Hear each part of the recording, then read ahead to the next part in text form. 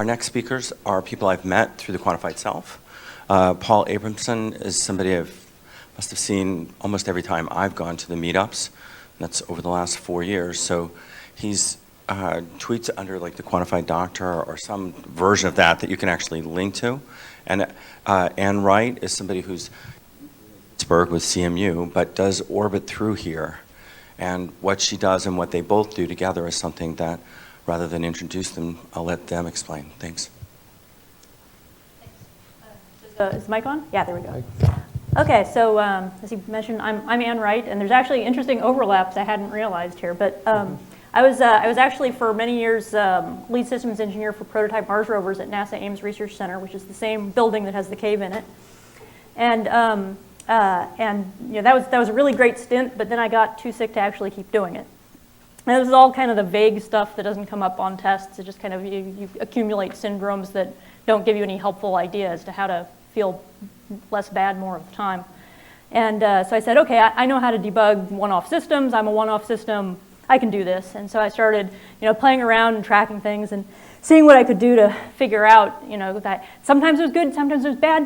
What, you know, are there patterns? It feels like there ought to be patterns. And I did eventually figure out something important. A doctor actually sent me to Ayurveda. He said, okay, you've hit the bottom of the barrel, we've done all the tests, you know, we can't help you, but you know, this is Vata imbalance, go figure it out.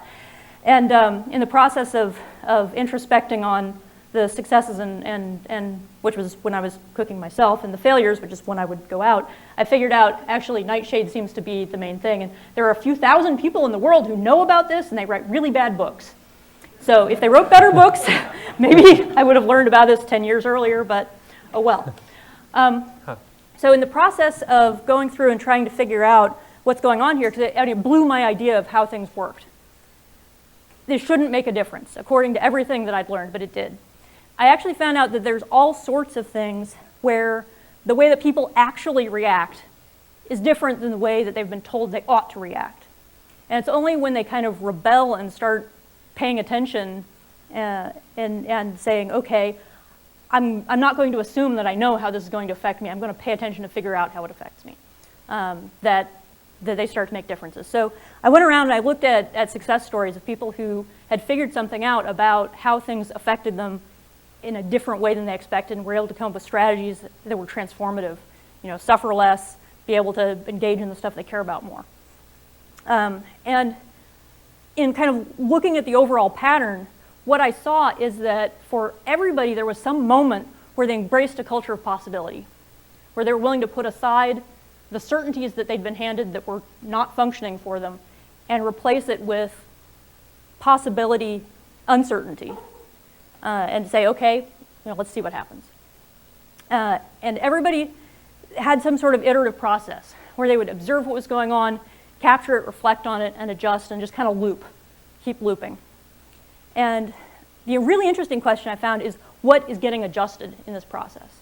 And what I think is that the main things that are getting adjusted are the set of candidate narratives, so the set of stories that you know, are sort of in the possible basket. The weight of belief of that set of candidate narratives, what they're observing and capturing, and what intervention strategies they choose. And all of these kind of follow from each other. Depending on what you think the set of possible narratives are, it's going to guide what you pay attention to, what you capture, what strategies you follow. And then by looking at the results, then you modify your narratives and you just keep going around. And hopefully, you know, so there's some hill climbing that occurs and you are able to improve. Even if there's not some, you know, big nightshade aha, at least you can kind of learn how to run yourself better, how to write a better user's manual. I'll give you an example. There's a gentleman that we ran into through Quantified Self named Alan, who is a diabetic for 26 years. And he felt like he'd been following the advice of what he was supposed to do, and things were getting worse and worse. He'd had the 3 stents. His HbA1c, which is an average blood glucose metric, was getting worse and worse. And he said, okay, instead of assuming that I know that, you know, what I'm supposed to be doing, and I'm going to actually get better instrumentation. He got a continuous glucose monitor. He started paying attention. And he found that the way that things like bread and fruit and stuff actually affected him was different than his doctor had told him it was. And in the process of being able to go through and sort of close this loop of paying attention and figuring it out, he lost a bunch of weight, which is the pink line there. He got his blood glucose in much better control, which is the green line there. So the gray bars are what the official limits for well-controlled blood glucose. He got into that eventually by learning and changing what he was doing and what he was eating. And he figured out neat things like so the blue line is Fitbit data. So if you went out and he went for like a mile or two of a walk, he could see what the trend was going to be on the blood glucose over time. Yeah, there would be spikes up, and if you did a finger stick, on the big peak here, you would get a completely wrong idea of what was going on. But by having the denser data and being able to pay attention to it, he was able to understand kind of how to drive himself better. And all this stuff is really inspiring, and it was just like, this is so much better than robots. So I went off, and I've been doing that ever since. I'd like to introduce Paul. Who thank you, Anne. I encountered about the same time. So I'd just like to frame this a little bit. Anne and I met through this quantified self movement, which most of you may be familiar with. It's sort of a users group for, a PC users group for people interested in themselves, sort of, and in measuring themselves. And it started out with a bunch of geeks playing with toys and gadgets and sensors. And it's really starting to evolve more in, beyond just playing with toys into this more narrative context, which we find much more interesting. And so Anne has come to this basically as an individual who had a problem and kind of evolved into getting into this whole space. I come to this as a physician, and I'll just start by, I'm currently a medical doctor in San Francisco. But in the 1980s, I was a teenage computer hacker, and of some repute, I guess. And I sat in my basement with my TRS-80 Model 1 and my Apple II Plus and my leading edge PC XT with my 10 megabyte hard drive, and which was really big when 5 years in. And I ran bulletin boards, and I back when I was. I had a higher voice, and I could whistle 2,600 hertz and things like that. And so I started there, no interest in health. It turns out my great-grandfather and my grandfather were both surgeons and physicians, but I had no interest in it. I thought medicine was just rote memorization. There was nothing to it. It was nothing like science and programming and engineering and things like that. So in the 90s, I went to Stanford, actually in the late 80s, and was an electrical engineer. This turns out sort of what my father did, or does. And I got a bachelor's, and I was halfway through a PhD in electrical engineering when I just really came to some intuitive realization that I really was in the wrong place, and that I needed to work with people. And it was really that simple. So I bailed and went to UCSF and went to medical school. And wound up going into family medicine, which was as far as it was exactly what I had ridiculed as a high school student. So, and that was, right through the big tech boom. I was, in the late 90s, I was programming for startups to pay for med school, and luckily didn't bite the hook. And I almost didn't go to residency because of that. But in the 2000s, I really entered sort of medical practice. I started my residency in July 2000, right after the crash. And I practiced family medicine. I practiced emergency medicine. I practiced hospital-based medicine. And I worked for Andrew Weil at the University of Arizona as a fellow at the university there, and saw his patients for a year. And I studied addiction medicine and got board certified in addiction medicine. I worked in rural places up in Coast. I ran the little hospital in Fort Bragg. I was chief of medicine at Mendocino Coast District Hospital. I might have actually kayaked through that little same cave. There were many such little experiences to be had. I've worked in urban settings. I've worked in rural health centers and clinics and hospitals and 30 patient a day managed care practices. I've done international relief work. So I just sort of did everything I could think of. And where I came, and what I really came to was that medicine needs help. There's a lot of great work to be done out there, but in the end, none of it really caught me enough that I wanted to do it for very long. In 2007, I kind of moved to San Francisco, or actually moved to Marin and started my own private practice, and originally in Sausalito, and then moved it into the city. It's called Group, which is sort of, actually it's becoming a group, but it was an optimistic title. It's been just me and an assistant for a while, but now we're rapidly sort of coming into our own. I also teach at UCSF, third-year medical students currently. I don't teach residents and people who are too set in their ways.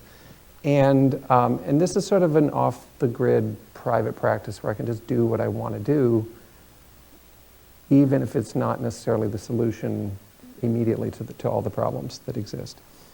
So there are several different approaches you could take. What's wrong with healthcare? My number one thing that's wrong with healthcare is undisclosed conflicts of interest. But that's not what we're going to talk about. I just had to put that in there.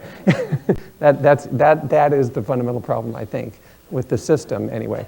But then there's poor customer service and the fact that conventional medicine is very ineffective for many things, like chronic illness of any kind, and many even acute illnesses. There's a lack of interactivity, a lack of empowerment. It's a very top-down kind of thing traditionally. And many of the efforts that I see to change that are taking a top-down approach. So, and then I thought, well, what's wrong with my own health? This was last year. I was sort of loosely tracking my weight. I had, diary entries and things. But then I started using a scale that would automatically upload to the cloud, which became motivating. And somewhere right around last July, I gained like 12 or 14 pounds sort of without trying, at age 42. And I was like, maybe this is what they say, metabolism slowing down. I said, well, one, what's going on? And two, that's not good. How can I change it? And I've had a sort of an ongoing issue with headaches, stress-related headaches, I thought. And I thought, well, while we're at it, why not look at what's causing the headaches, what I can do to change them. Are there environmental causes, dietary causes? I'd had every test in the book, but nothing really showed anything. So, and then there's sort of what's wrong with my patient's health. I've become sort of a magnet for complicated cases. Irritable bowel syndrome, chronic fatigue syndrome, fibromyalgia, allergies, chronic pain, addiction, cancer of different kinds. I mean, actually, this is sort of the low-hanging fruit. But if you take almost any medical condition that people have, it's complicated. And the system really simplifies things, like diabetes. The system says this is how it is. You do these things, you count your carbs, you take your insulin or whatever, and that's all you can do. And it turns out everything is very individual, and we don't have a lot of tools to deal with the individual. And so, so how do we fix healthcare? I'm not going to answer that, but there are two ways to approach it, I think. There's the top-down approach, which is what is happening rapidly. Accountable care organizations, patient-centered medical homes, apps and applications for providers and systems, big data analytics, performance measures for doctors, electronic health information exchange. There's no mention of the patient ever, except as a record locator. So, and then there's sort of the bottom-up approach, which is self-tracking, people owning their own data, doing personal experiments, the doctor as a collaborator and a consultant, the hospital as this awesome resource, but one you should only use when you really need it. And I think I could go on and on. I mean, this is a small tip of the iceberg. So how to fix my own health? Because that was actually much more pressing. So I said, well, there's all these, I was just starting to attend frequent quantified self meetups and everything. There are all these great sensors and tools. I met Anne. This is actually Anne's BodyTrack, or Create Labs BodyTrack software that they're developing to aggregate data from an app where I was taking pictures of all the food that I ate. Does this work? Where's the pointer? So these are pictures, this is time, and this is pictures of all the food I was eating, or not, much of the food I was eating. This is my activity level. So this is from a armband that I wear that tracks activity. It's a body media armband. And then this is actually my sleep right here. These are REM and deep and wake cycles in different nights of sleep. And here I actually missed a night of sleep working in the hospital. And this is just a small fraction of the things I was tracking to try to figure out both. And then these red little lollipops over here are a cycle of headaches. So here I was having no headache, no headache, no headache, and then here I had some headaches. And so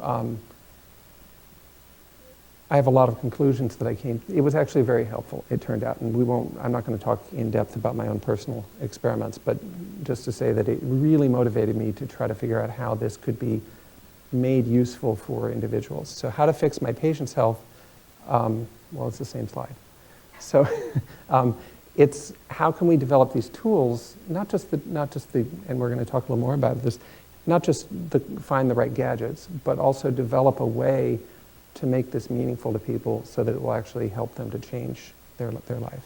So, so where do we go from here? And this is really where Anne and my stories converge, where we're trying to use some of these great tools that Anne is working to build, and maybe even pull from my patient population of people many of whom really want to do things like this. And find the best sensors, the best data sources, the best of the best, which is really not that hard to do. There's, this is the easy part. And so there are these various passive tracking devices and many others and I'm not really that interested in the sensors themselves. They're going to change. They're going to come and go. They're largely tied to flawed model, consumer profit models, which will succeed or fail. Luckily, you can use them for alternative purposes, which are actually quite good. Yeah, it's almost always possible to hack or reverse engineer, or some of them are actually relatively friendly in terms of letting you get your data out, but they're going to come and go. And then there's this concept of active tracking, which is not just wearing something, but this is actually something that requires you to stop and and record your experience. It could be like there's this really kind of cool developing website called the Quantified-mind.com, which has various neuropsychiatric and neuropsychological tests that have all been very validated. And now you can just take them all online and track your data to test your attention, your cognition, your memory. And there are various apps. This one right here is one that we've been collaborating with a fair amount, called Me that lets you just define your own buttons so you can track whatever you want on your smartphone. And you can take pictures of things. And actually that's one of the best ways to record data that doesn't require much effort. But in order to do this, you have to stop and think and say, well, I'm having an experience, I want to record it. And so it requires some degree of mindfulness that I think has been, it's an interactive component. It's better than just saying we're going to collect passive data that requires no effort. So it turns out there's a lot of other data out there available that might be relevant to you as an individual. There's air quality. Now there are very cheap indoor air quality sensors that can stream large and small particles in your bedroom and in your office. There's a variety of GPS data that you can collect on yourself if you, depending on your level of paranoia. And there's air quality measures, there's pollen counts, there's endless data sources. And if you can know where you were, you can also know what the environment was doing. And so that turns out for some people is very interesting. And then maybe I'll turn it over to Anne. The interesting part is how do you develop tools that integrate all this and make it an experience? So, great. So one of the tricks here is you need to bring the data together, and you need to bring it together on a common timeline so that you can go and you can explore and you can say, okay, when I had a headache, what was going on with the air particulates, or what else was going on that day, and so you can actually go and explore it together. This is an example of the first version of the BodyTrack system that we did, and this is data from an air particulate monitor that we actually did in our own lab. And the black and green lines there are air particulate counts in our apartment. And the pictures at the top are pictures we took of food. And so, just kind of going through and saying, hey, what's going on with air particulates in our apartment, we actually see, hey, what's going on with these big spikes?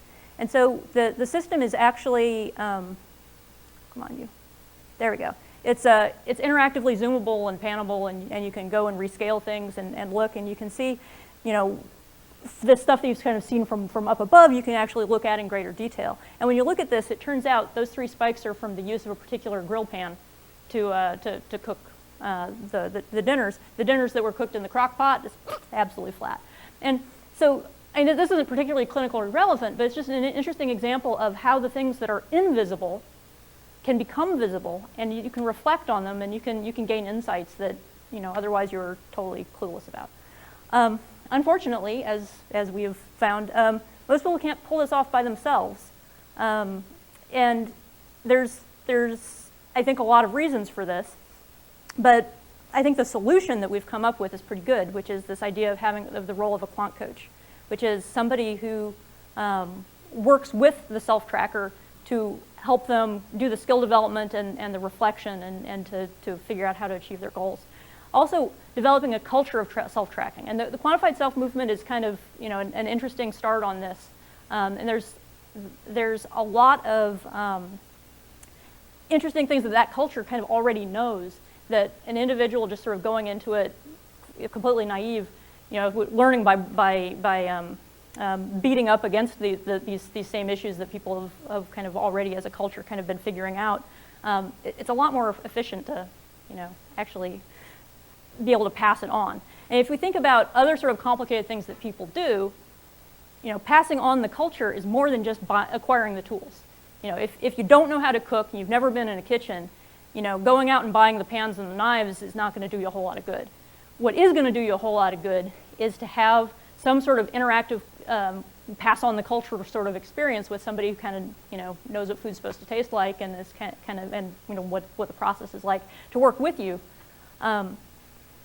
Also, constructing a personal narrative is really an interactive process, and the person I've found who seems to get this the most is Rachel Naomi Riemann, and she talks about how people used to get together and kind of construct their story of their lives interactively with each other, and they're not doing that anymore, and how important that is. And I think that also contributes a lot to this sort of idea of health self-tracking, is that it's not about the data, it's about the process. It's about the changes in the way that you understand what's going on and the changes in the sort of practice while you're going through it. And working with a coach, which can be either a professional or just your buddy who's done this before. One of the things that you do is you collaboratively decide what to track, how to track it. And this is actually a much more rich and complex issue than you might think it is. One of the interesting things that comes up is the terminology that you use actually really matters. So people keep saying, oh, you have to use the official categories. It's like, no, you don't. If the way that you experience it is that there's a flutter in your chest, call it that. Don't call it anxiety. Don't put interpretation on top of the experience, and the terminology you use had better be terminology that you're like, yeah, that's my experience, rather than terminology that you say, don't Which I should just add, means that there needs to be a shift from this concept of randomized large trials, where you have to have standard measures that you measure everybody by, and actually those trials are very important for some things. But there's actually a long history, and I don't have slides on this here, but in medicine of studying N of 1 experiments. I could find articles back to the 50s and before on Medline of studying theophylline for people with refractory asthma, which is not really a very commonly used medicine, but they did N of 1 trials where they would do off and on theophylline over time and use time as the variable. And so this is not a new topic. But there's not really been any acceptance in the conventional medical world at all of studying the individual over time instead of studying 1,000 individuals for 8 weeks, which is the standard model. And there's also some other differences, I think, between what we're talking about and what people normally think of, even when they're talking about N of 1 trials, is that the goal here isn't to Right. generate generalizable knowledge where you can say, here is a statement which we have proven is true. The goal is for a given individual to go through the process and to develop strategies and narratives that work for them, even if it doesn't work for anyone else. Right, so the process is the treatment, in a sense. I mean, you're not prescribing anything except for do this kind of thing, essentially. Another important role that a coach can play is helping the self-tracker to successfully use the tools. And the fact is that these tools have a fairly high startup bar, and that even if you can sort of get off the ground of how to use the thing and how to look at it, actually having somebody to interact with in the process of kind of binding it to your own experience is really, really, really helpful. And this is something that I've never worked with anybody who didn't get it after looking at the data together and sort of telling the story. Okay, here's a big spike in the activity. What was going on? Oh, that was Tuesday. Let me look. Oh yeah, that's right. I went on a run through the park.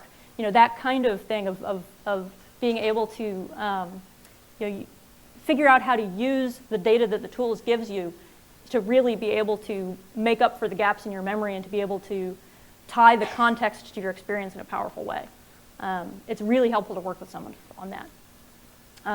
And reflecting on the data and using narratives from specific incidents, I think, is really important. It's like, instead of saying, how are you doing? Oh, well, I'm having some headaches. Look at the specific headache. Look at okay, it looks like you had a migraine here on Thursday afternoon. What was going on? Well, what, is there some ideas you have about it? You can say, oh, I was at the office for 3 hours, and my calendar data comes in, and I was having a meeting with John. Yeah. And then I had a big headache, and I had, eggplant for lunch.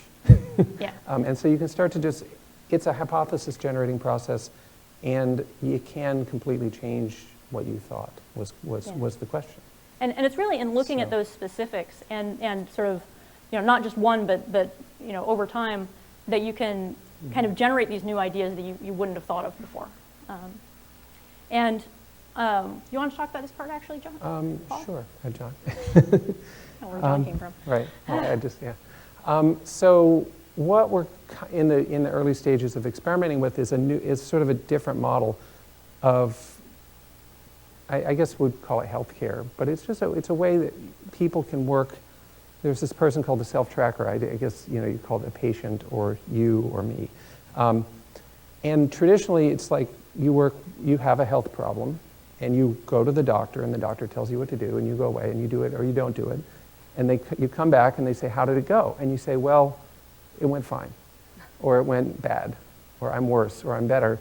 And they change, and you iterate that way. So in a sense, medicine is an N-of-1 trial paradigm, in that you go to the doctor every 3 months, and they take your blood pressure in the office once, and they adjust your medications based on that. Or they tell you to track yourself, and you do it once.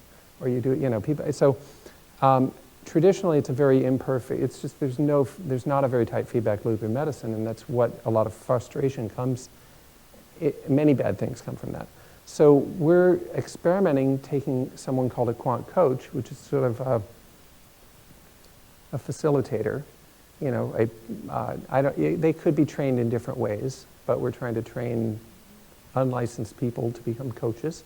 And what happens is, maybe and it could just be a coach and a self-tracker if it's about something that's not really that medically complicated.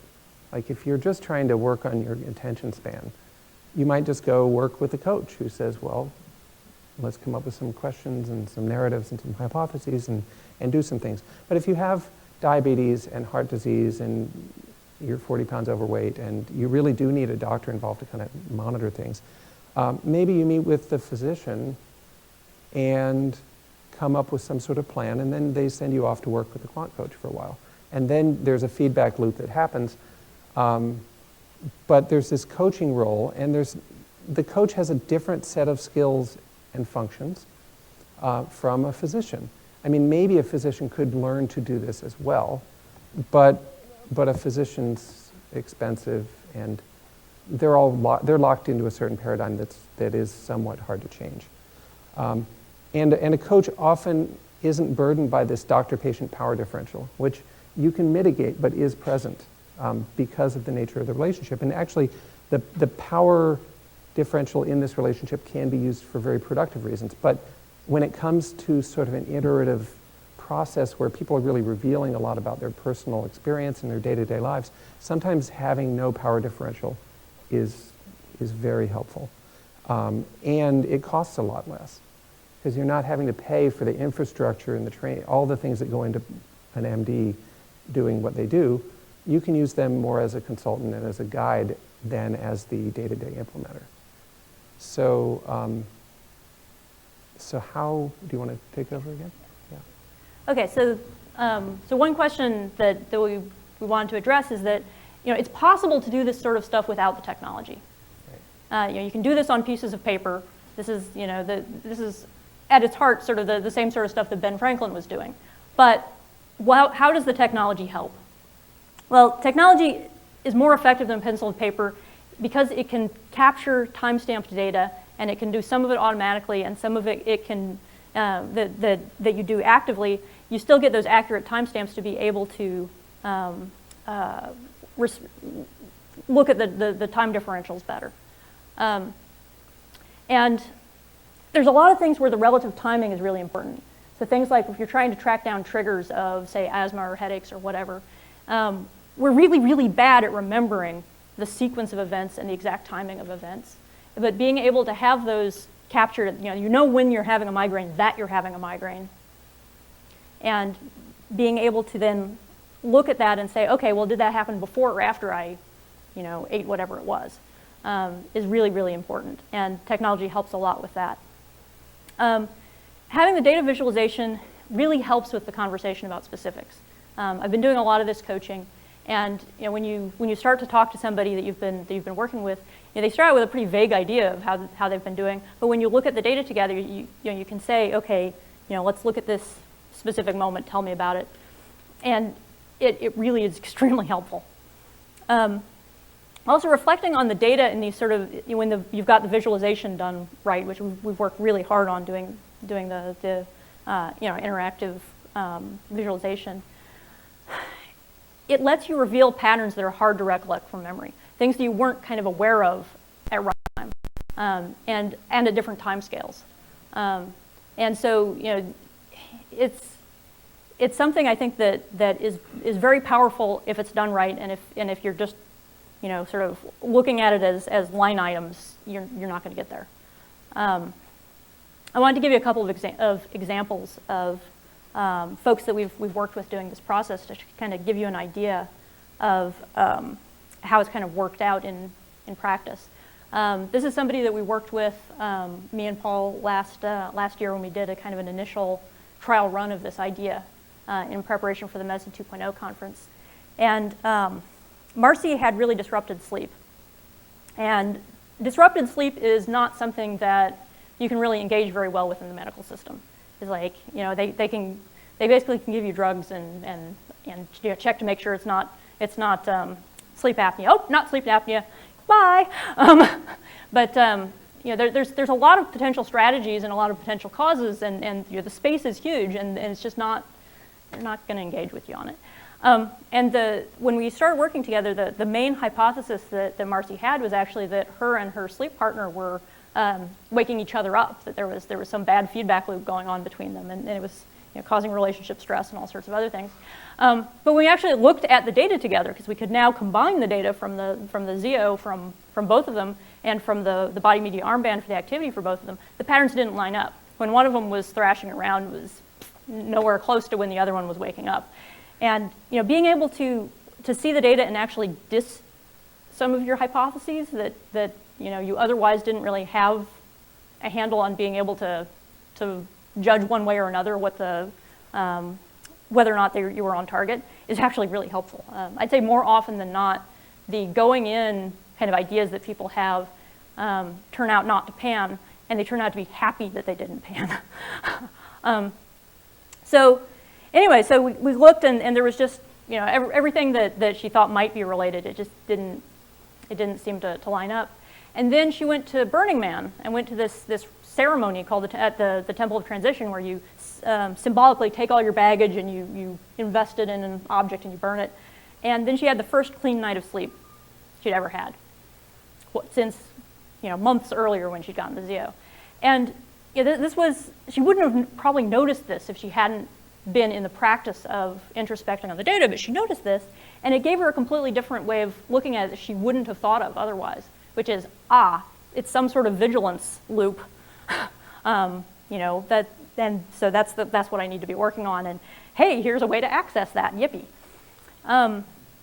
So another example is, this is somebody named Mike that I've worked with more recently who has sleep paralysis. And sleep paralysis is another one of those things that the medical system can't really engage on. Nobody knows what causes it. It just sort of, sucks to be you kind of thing. And so he was recording when he had episodes of sleep paralysis with Mee. He was recording with ZO when he was sleeping. And this is the first couple of episodes that he captured.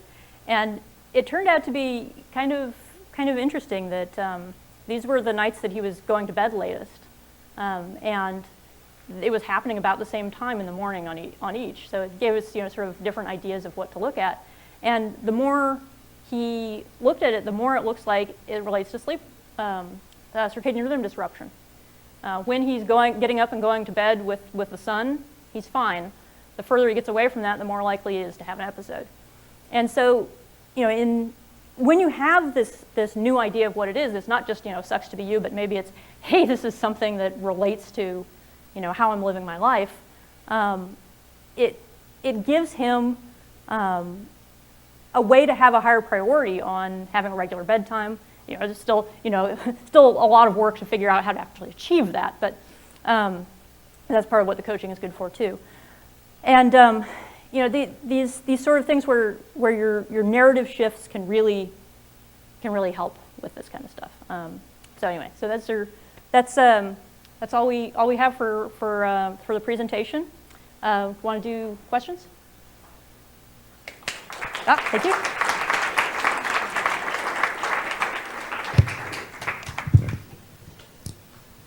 Raise your hand. Well, let me start because I'm really fascinated with this.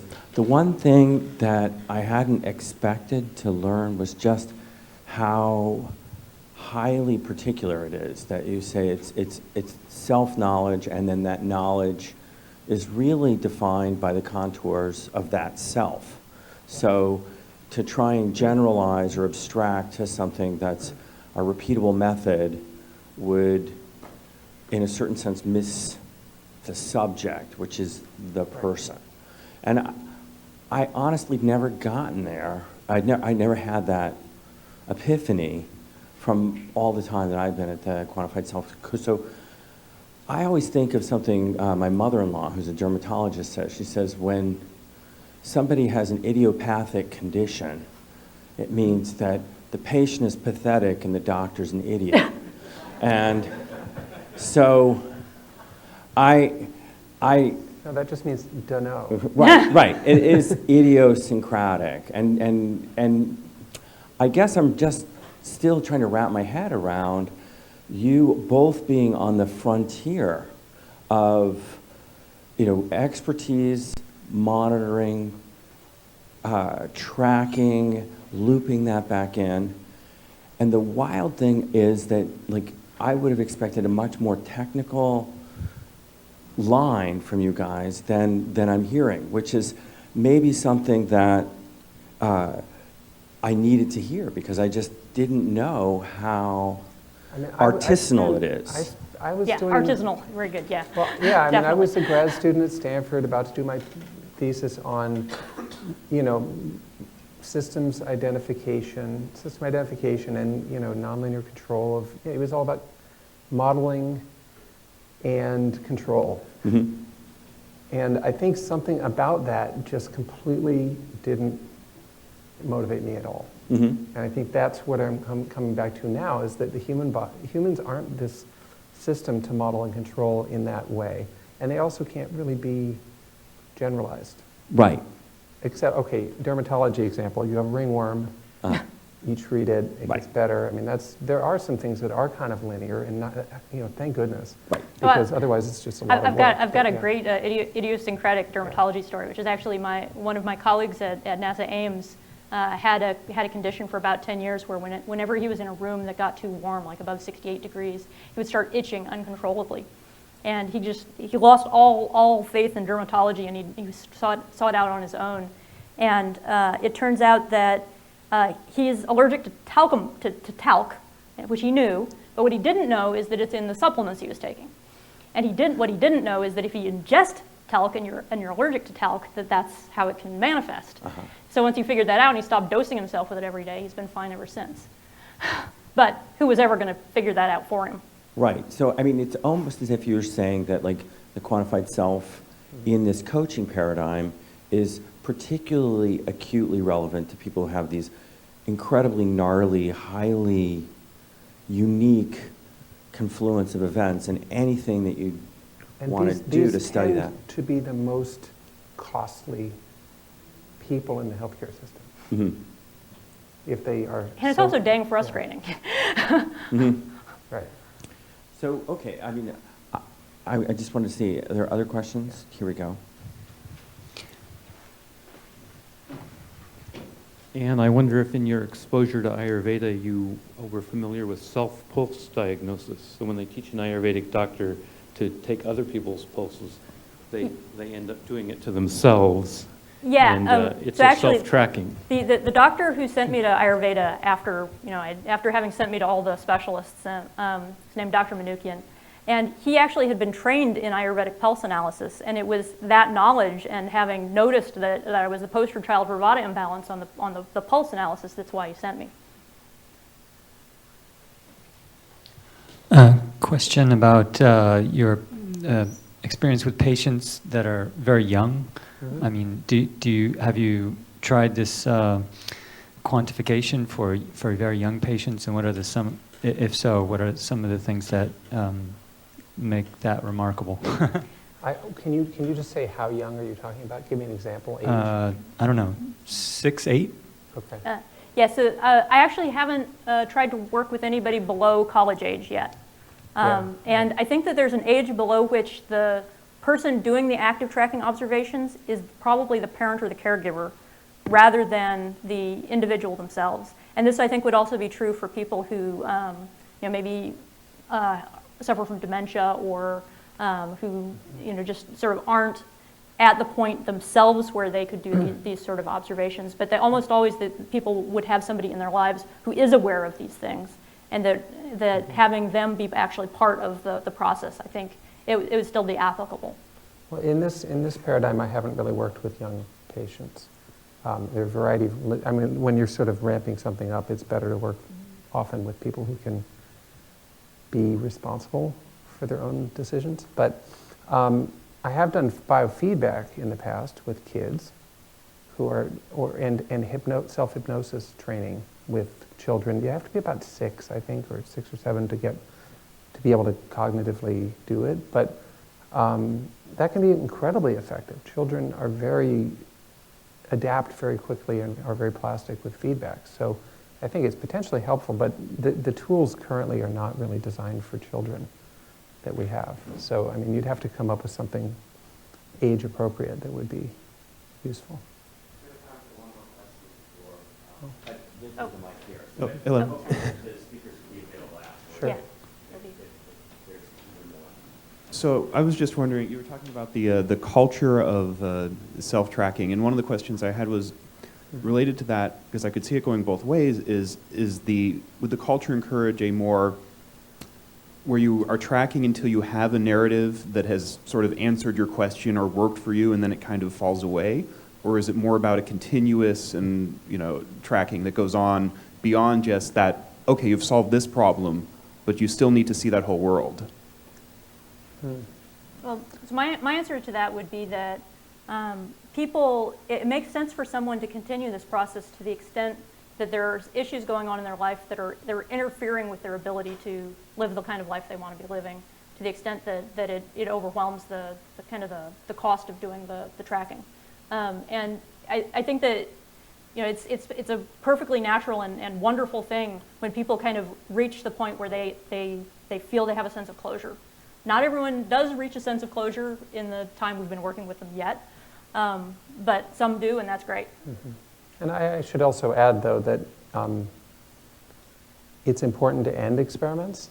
I mean, that's something I don't know. I've heard it both directions, but I've in my experience, sometimes it's nice to do an experiment and have sort of an end where you sort of tell the story, whether or not it was fully successful or not, but have some sort of closure. And I forget what my other point was, but what was it? Can you just restate your question briefly? Just whether it's useful to continue the tracking. tracking. Oh, to continue tracking. Well, I mean, I think, yeah, it has to be worth the effort. Okay, so yeah, in general, to even start tracking, you have to have a problem. Right. Otherwise, you might do it out of curiosity, but you won't continue it. Because there are so many things you can spend your time and attention on in life. Right, it's a satisfying. You can be out in the forest, Right. instead of looking at your computer screen. So I'm not sure that it better be important. So if you get to a point where it's good, then I'm not sure I would continue. It just depends on what your needs are. Okay. So.